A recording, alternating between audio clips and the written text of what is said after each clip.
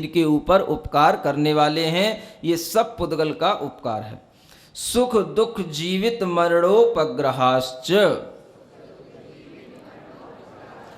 आचार्य कहते हैं कि पुद्गलों का कुछ उपकार हमारे लिए और भी है। क्या है? तो सुख रूप जो भाव हमें उत्पन्न हो रहा है, यह भी पुद्गलों का उपकार है। एक पुद्गल तो वह जो असाता या साता वेदनी कर्म के रूप में हमारी आत्मा में उदय आ रहा है। सुख है तो साता वेदनी, दुख है तो असाता वेदनी। जब सुख रूप वह साता वेदनी कर्म का उदय अंदर आत्मा में उत्पन्न होता है, तब बाहर से ऐसी अनुकूल सामग्री मिलती है जो हमें प्रीति उत्पन्न करती है।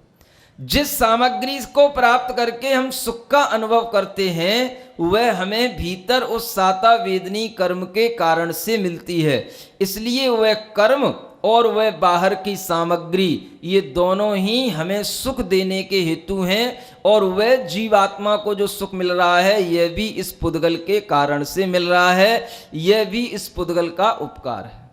अब दुख भी वस्तुतः उस पुद्गल का जीव पर उपकार है। दुख अगर मिल रहा है तो जीव के ऊपर उपकार कैसे हो गया? वह असाता वेदनी कर्म और उस असाता वेदनी कर्म के कारण से मिलने वाली प्रतिकूल सामग्री, जिसमें हमें अरुचि उत्पन्न होती है, वह वस्तुतः हमारे अंदर दुख परिणाम उत्पन्न करने का हेतु होती है। अब उसको आचार्यों ने उपकार के रूप में क्यों स्वीकार किया? तो आचार्य कहते हैं, जिस तरह से सुख रूप हमारे अंदर भाव उत्पन्न होता है, ऐसे ही दुख रूप भी भाव उत्पन्न करने में ये कर्म पुद्गल कारण होते हैं। अब इसको हम उपकार कैसे कहें? तो दुख भी हमारे लिए उपकार करने वाला कभी कभी होता है, ये भी याद रखना। अगर ज्ञान से सहित हो तो दुख भी आपके ऊपर उपकार कर सकता है। जब आपके लिए कोई कष्ट आता है, तभी आपको थोड़ा धर्म की याद आती है। क्या समझे? जब दुख आता है तो फिर याद आती है कि अब कौन सा मंत्र पढ़ें, कौन सा स्तोत्र पढ़ें। और जब सुख चलता है तो कोई याद नहीं आती। तो दुख भी हमारे लिए देखा जाए तो उपकार करने वाला है। जीव द्रव्य के ऊपर वह उपकार इस तरह से भी कर सकता है कि कई जीवों के दुखों को देख करके भी कई जीवों को वैराग्य उत्पन्न हो जाता है। तो वह दुख नहीं होगा अगर संसार में, तो कभी किसी भी जीवात्मा को वैराग्य नहीं हो सकता, न देखने वाले को और न दिखने वाले को। तो ये दुख भी हमारी आत्मा पर वस्तुतः उपकार करता है। जीवित माने जो हम जीवन है हमारा, यह जीवन भी हमारे लिए उपकार करने वाला है। क्योंकि इसी जीवन चलते रहने के कारण से हम अपने कर्म भी करते रहते हैं और अपना धर्म भी प्राप्त करते रहते हैं। और मरण भी उसी तरह से हमारे लिए उपकार करने वाला है। ये कुछ बात समझ में नहीं आई महाराज? मरण कैसे उपकार करता है? अगर मरण नहीं होगा तो क्या होगा? आपका यह जीवन सड़ता रहेगा। और अगर मरण नहीं होगा तो क्या होगा? एक ही संबंधों के साथ जीते जीते थक जाओगे, परेशान हो जाओगे, पागल हो जाओगे अगर मरोगे नहीं तो। हाँ, कितने दिनों तक किसी के साथ रह सकते हो? और खुद अपने शरीर के साथ भी कितने दिनों तक रह सकते हो? यह मरण भी हमारे उस जीव पर उपकार करता है, जो एक पर्याय को छुड़ा करके जब हमें नई पर्याय देता है तो हम फिर एक नया जीवन शुरू करते हैं। इसलिए जीवन अगर उपकार है तो मरण भी उपकार है। और कुछ हो ना हो, जीव आत्मा के लिए कम से कम सल्लेखना मरण तो बहुत बड़ा उपकार है ही। यह भी हमें समझना है। परस्परोपग्रहो जीवानाम। अब ये तो सभी पुद्गल आदि अजीव द्रव्यों का, इन सभी द्रव्यों के ऊपर उपकार बताया। अब आचार्य कहते हैं जीवों का किन के ऊपर उपकार है? तो आचार्य महाराज कहते हैं, देखो, जीव द्रव्य कभी भी पुद्गल आदि द्रव्यों के ऊपर उपकार नहीं करता, वह केवल जीव द्रव्य के ऊपर ही उपकार कर सकता है।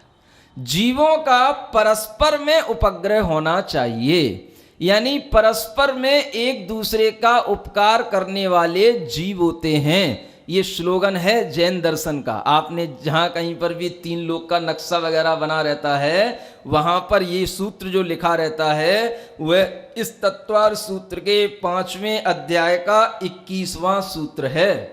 सुन रहे हो ना? ये भी आपके प्रश्न मंच का विषय बन सकता है कि जो हम सुनते हैं परस्परोपग्रहो जीवानाम, ये कौन से अध्याय का कौन सा सूत्र है, इतना ही याद रख लो। तो आचार्य कहते हैं 5वें अध्याय का यह 21वां सूत्र है। 5/21 याद रखना, ठीक है ना? परस्पर में उपकार करना ही जीवों का धर्म है। इसका मतलब यह है कि जीव द्रव्य आपस में एक दूसरे का उपकार करते हैं और उन्हें करते रहना चाहिए। आप ये सोच सकते हो कि हम तो महाराज बहुत बड़े आदमी हैं। मान लो आप में से कोई बहुत धनी है और वह धनी अपने पास में अनेक नौकरों को रखता है, अनेक लोगों को रोजगार देता है, तो वह यह समझ सकता है कि हमने इनके ऊपर उपकार किया, इनने हमारे लिए क्या उपकार किया। तो आचार्यों की व्यापक दृष्टि को देखो। आचार्य कहते हैं कि वह जो नौकर है, आपका सेवक है, या आपके अंडर में काम करने वाला कोई भी व्यक्ति है, वह भी आपके ऊपर उपकार कर रहा है, ये मत भूलो। क्योंकि अगर वह आपका काम नहीं करेगा तो आपकी वह फैक्ट्री, आपकी वह दुकान चल नहीं सकती है।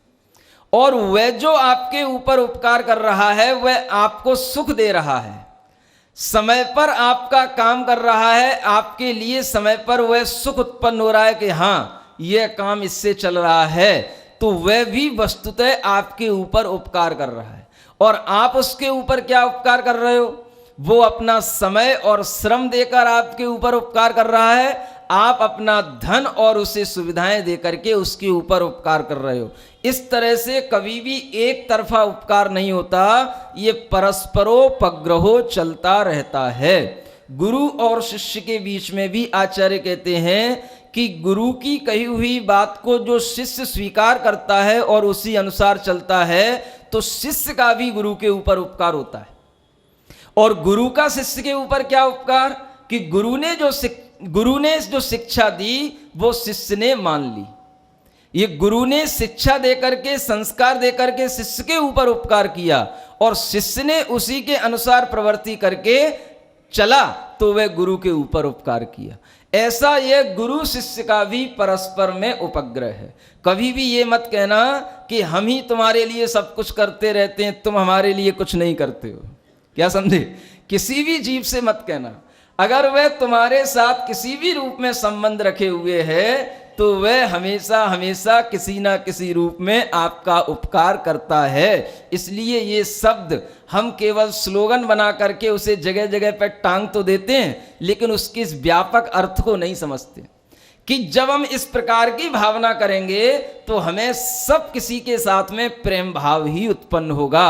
और हर किसी का उपकार जब हम ग्रहण करने की भावना करेंगे तो हमें लगेगा कि सब किसी का हमारे ऊपर उपकार है, हम ही किसी के ऊपर कोई उपकार या एहसान नहीं कर रहे हैं। इससे अपने भावों में निर्मलता और प्रेम भाव और उदारता उत्पन्न होती है।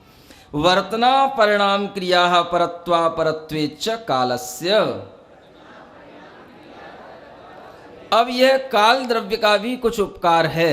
जो काल द्रव्य का वर्णन अब यहां से करना प्रारंभ किया है वह काल एक परमाणु के रूप में इस पूरे लोकाकाश में फैला हुआ है। एक परमाणु ही वह उस काल द्रव्य का एक अपना स्वतंत्र द्रव्य है, इसलिए वह एक परमाणु एक प्रदेश वाला वह काल द्रव्य कहलाता है। उसका क्या उपकार है? वर्तना, प्रति समय प्रत्येक द्रव्य में जो पर्याय निकल रही हैं वह उसकी वर्तना कहलाती हैं। यानी कि उत्पाद व्यय द्रव्य जो हो रहा है वह उसका वर्तन कहलाता है। प्रवर्तन जो प्रत्येक द्रव्य का चल रहा है ये काल द्रव्य के उपकार से होता है। परिणाम, उस द्रव्य में जो भी परिणाम उत्पन्न हो रहा है अपने अपने स्वभाव से, जैसे जीव द्रव्य के अंदर चैतन्य परिणाम या उसके अंदर उत्पन्न होने वाले क्रोधादि परिणाम, तो वे भी क्रम क्रम से जो कसाय आदि के रूप में भी उत्पन्न होते हैं वे भी इस काल द्रव्य की सहयोग से होते हैं। परिणाम के बाद क्रिया जो कि कहलाती है एक स्थान से दूसरे स्थान तक जाने रूप अथवा उसी में परिस्पंदन करने रूप, ये दोनों प्रकार की क्रियाओं में भी काल द्रव्य सहयोगी होता है। परत्वा परत्वेच, कोई छोटा है कोई बड़ा है, इस प्रकार से जो हम काल का विभाजन करते हैं ये भी इस काल द्रव्य के उपकार से ही संभव है। यदि काल द्रव्य है तभी आप किसी के लिए कह सकते हैं ये 25 वर्ष का हो गया, हम 50 वर्ष के हैं, ये 25 वर्ष हमसे छोटा है, हम 25 वर्ष इससे बड़े हैं। ये किससे हमने किया? ये इसी काल द्रव्य के द्वारा हमने ये गणना लगाई, इसलिए ये सब उपकार काल द्रव्य का है। स्पर्श रस गंध वर्णवंतः पुद्गलाः, ये स्पर्श रस गंध और वर्ण वाले पुद्गल होते हैं, ये बताया गया। यानी पुद्गल की आपसे कोई परिभाषा पूछे तो आप बता सकते पुद्गल किसे कहते हैं? जिसमें स्पर्श रस गंध और वर्ण पाए जाएं उसे पुद्गल कहते हैं। शब्द बंध सौक्ष्म स्थौल्य संस्थान भेद तमश्छाया तपोद्योतवंतश्च,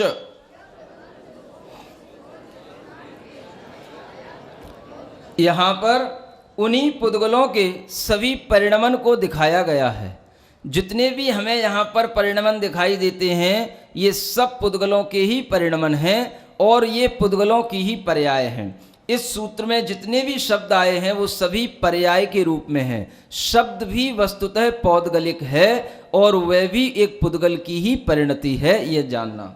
बंध, जो कोई भी दो द्रव्यों का आपस में बंध होता है जो हमें दिखाई देता है किसी भी आकार के रूप में, तो वह बंध भी वस्तुतः पौद्गलिक ही होता है और उस पौद्गलिक बंध को ही यहाँ पर बंध कहा गया है। यानी कि कर्म और नौकर्म का भी आत्मा के साथ में जो संबंध है उसे भी बंध कहा जाता है और स्वतंत्र द्रव्यों का कभी भी कोई बंध नहीं होता है। सूक्ष्म, जो हमें आपेक्षिक सूक्ष्मता दिखती है, कोई द्रव्य से दूसरा द्रव्य सूक्ष्म है, उससे भी दूसरा द्रव्य और सूक्ष्म है, यह भी ये सब पुद्गलों का ही परिणाम है जो उस रूप से परिणमन कर जाता है। यानी सूक्ष्मता रूप परिणमन करना और स्थौल्य माने स्थूलता रूप परिणमन करना, यह पुद्गलों का ही कार्य है। संस्थान, आकृति या आकार हमें जब भी दिखाई देगा वह पुद्गलों की ही परिणति होगी। आप देख लो आंख उठा करके कहीं पर भी आपको यदि कोई भी आकृति आकार जहां पर दिखाई देगी वो पुद्गलों की ही परिणति होगी। आप आकाश भी देखेंगे तो आकाश में भी जो आपको कोई अगर आकृति दिखाई देगी तो वह भी वस्तुतः पुद्गलों की ही आकृति कहलाएगी। मान लो आपको बादल दिखाई दे रहे हैं, आकाश में भी उन बादलों की कोई आकृति आपकी बन सकती है, तो बादल भी वह पुद्गलों के स्कंद ही हैं और उन्हीं स्कंदों की वह पर्याय है। वह भी अनेक परमाणुओं के बंध से उत्पन्न होने वाली परिणति है। भेद, अनेक प्रकार के जो हम विखंडन कर देते हैं, चाहे हम चूर्ण बना दें, चाहे उसका बुरादा बना दें, चाहे उसको दो पीस में कर दें, इस प्रकार से भी ये जो परिणति है ये भी पुद्गल में ही संभव है और किसी में ये परिणति भेद रूप नहीं होती है। तम माने अंधकार, देखो एक बहुत बड़ा विज्ञान बताया जा रहा है, अंधकार भी पुद्गल की परिणति है। यानी उस अंधकार में वह पुद्गल के परमाणु उस अंधकार रूप में परिणमन कर जाते हैं जिनके अंदर की केवल वह काला काला रंग ही दिखाई देने लग जाता है। ऐसे वह पुद्गल के परमाणुओं का उस रूप में जब परिणमन होता है तो हमारी आंखों के सामने वह अंधकार आ जाता है। इसको हम ये भी कह सकते हैं कि वस्तुतः यह जो अंधकार है यह हमारी दृष्टि में प्रतिबंध कराने वाला होता है, माने हमारी दृष्टि को बांध देता है। ये अंधकार के माध्यम से क्या होता है, हम उस पदार्थ को जो कि उस अंधकार के बीच में रखा है हम देख नहीं पाते। ये इतना बड़ा पुद्गल का परिणमन है, उसी में दूसरा बड़ा पुद्गल रखा है, लेकिन ये पुद्गल का जो परिणमन अंधकार के रूप में हुआ इससे हमारी दृष्टि काम नहीं करती, इतना हमारे ऊपर इस तम का प्रभाव पड़ता है। इसलिए आचार्यों ने इसकी परिभाषा बनाई है अंधकार की। दुनिया के किसी भी साइंस में अंधकार की परिभाषा नहीं मिलेगी। आचार्य पूज्यपाद महाराज ने सर्वार सिद्धि में तमो दृष्टि प्रतिबंध कारणम प्रकाश विरोधी ये परिभाषा बनाई। जो अपनी दृष्टि को प्रतिबंधित कर दे और प्रकाश का विरोधी हो उसका नाम अंधकार है। इस जैन दर्शन में एक एक द्रव्य की एक एक परिणति की परिभाषा मिलेगी। आपसे अगर विज्ञान से भी पूछा जाए प्रकाश की क्या परिभाषा है, तो विज्ञान आज तक कोई प्रकाश की परिभाषा नहीं बता पाया। गति बताएगा, 3 × 10⁸ मीटर पर सेकंड उसकी गति होती है, ये सब बोल सकता है, लेकिन प्रकाश कहते किसे हैं? तो आचार्य कहते हैं ये प्रकाश भी वस्तुतः जैसे तम पुद्गल की परिणति है, ऐसे ही प्रकाश भी पुद्गल की परिणति है। जो आगे बताया जा रहा है कि यह प्रकाश जो कि उद्योत रूप में आगे अभी बताया जाने वाला है, उद्योत रूप में यह प्रकाश कहा जाएगा। तम के बाद में आया छाया। छाया का अर्थ होता है कि जो प्रकाश पर आवरण डाल दे। देखो छाया की परिभाषा क्या है? प्रकाश आवरण निमित्ता छाया। जब भी कभी छाया उत्पन्न होगी प्रकाश के आवरण पर होगी। जो किसी वस्तु का प्रकाश है उसके ऊपर जिसका आवरण पड़ जाएगा तो वह उसकी छाया बन जाएगी। आप चल रहे हैं और पीछे सूर्य का प्रकाश आ रहा था, तो सूर्य के प्रकाश के सामने आपका आवरण आ गया, आगे आपकी छाया दिखने लगी। प्रकाश के आवरण के निमित्त से छाया बनती है, ये परिभाषा है। अब इसी के हिसाब से हम उसको दो प्रकार की आचार्यों ने बताया कि एक तो वह छाया होती है वर्ण आदि के आकार में परिणमन करने वाली, जैसे कि हमारे लिए वह छाया तो दिखी सूर्य के प्रकाश की, लेकिन उसमें केवल हमारा वर्ण माने आकृति वगैरह ही दिखेगी। और एक होती है प्रतिबिंबात्मक छाया। वह प्रतिबिंबात्मक छाया कैसी? जो दर्पण में हमारी छाया पड़ती है वो प्रतिबिंबात्मक कहलाती है। वह छाया और उस छाया में अंतर है, लेकिन है दोनों छाया के ही भेद। तो ये इस प्रकार का जो विज्ञान जो बिल्कुल परिभाषाओं के साथ में चलता है, ये परिभाषाएं आपको केवल इन्हीं सूत्र ग्रंथों में पढ़ने को मिलेंगी। आतप एक और चीज होती है जो कि सूर्य के अंदर से जो हमें प्रकाश मिलता है उसे आचार्यों ने आतप कहा है, जो आदित्य आदि के निमित्त से होता है, जिसमें उष्णता रहती है। जिस प्रकाश तो है लेकिन जिस प्रकाश में उष्णता हो उसे आतप कहा, और जिस प्रकाश में शीतलता हो उसे उद्योत कहा। ये दोनों प्रकार के विभाजन भी आपको किसी भी फिजिक्स और केमिस्ट्री में नहीं मिलेंगे। ये उद्योत और आतप के रूप में यह प्रकाश का विभाजन आपको ये तत्वार सूत्र में मिलेगा। अब अड़वः स्कंधाश्च, जो भी पुद्गल होते हैं वह सब अणु या स्कंद के रूप में रहते हैं। अणु का अर्थ वह एक